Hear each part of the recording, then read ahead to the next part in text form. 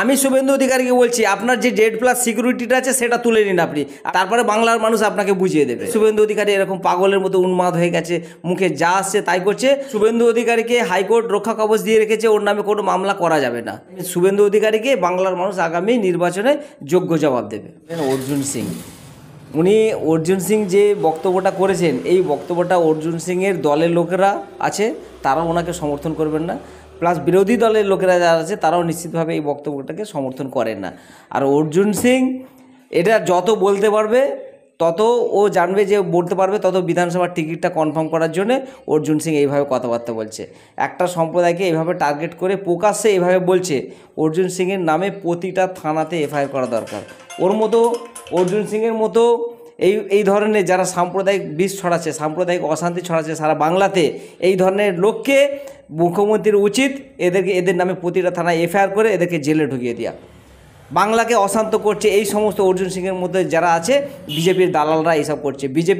বিজেপির তো ক্ষতি করছেই, উপরন্তু বাংলাকে এরা অশান্ত করছে। তাই অর্জুন সিংকে আমরা বাংলার মানুষ অর্জুন সিং এবং শুভেন্দু অধিকারীর মতো লোককে বর্জন করতে হবে। এদের কোনো বাংলার মানুষের কাছে বলবো, এদের কোনো কথায় প্ররোচনা পা দেবেন না। এদের শুভেন্দু অধিকারীকে ব্রেনের ডাক্তার দেখাতে হবে, ওর চিকিৎসার প্রয়োজন আছে। ও উন্মাদ হয়ে গেছে, একটা পাগলের মতো হয়ে গেছে, ঠিক আছে? যা মুখে আসছে তাই বলছে।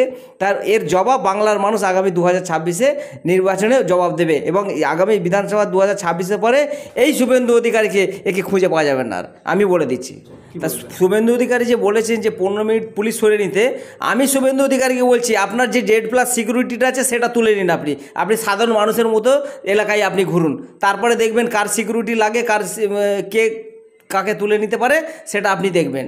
আপনার সিকিউরিটিটা আগে তুলুন, তারপরে বাংলার মানুষ আপনাকে বুঝিয়ে দেবে। আপনি যেভাবে সাম্প্রদায়িকের বিষ ছড়াচ্ছেন, সারা বাংলাতে যেভাবে অশান্ত করার চেষ্টা করছেন, আপনি যে এইরকম Z+ সিকিউরিটি নিয়ে গাড়ি নিয়ে ঘুরছেন, আপনি একবার সিকিউরিটিটা সরিয়ে নিন। একবার 24 ঘন্টার মধ্যে আপনি সিকিউরিটিটা সরিয়ে দিন, সাধারণ মানুষ হয়ে যান, একবার সাধারণ মানুষের মতো ঘুরুন এলাকায়, তাহলে বাংলার মানুষ আপনাকে যোগ্য জবাব দিয়ে বুঝিয়ে দেবে। শুভেন্দু অধিকারীকে হাইকোর্ট রক্ষা কবচ দিয়ে রেখেছে, ওর নামে কোনো মামলা করা যাবে না। কোনো রকম ওর নামে মামলা করার আগে হাইকোর্টে তাকে অবগতি করতে হবে, তারপরে মামলা করতে হবে। যার বলে শুভেন্দু অধিকারী এরকম পাগলের মতো উন্মাদ হয়ে গেছে, মুখে যা আসছে তাই করছে, বাংলাকে অশান্ত করার চেষ্টা করছে, বাংলাকে বিষ ঢেলে এইভাবে বাংলাকে অশান্ত করার চেষ্টা করছে। তাই আমি শুভেন্দু অধিকারীকে বাংলার মানুষ আগামী নির্বাচনে যোগ্য জবাব দেবে।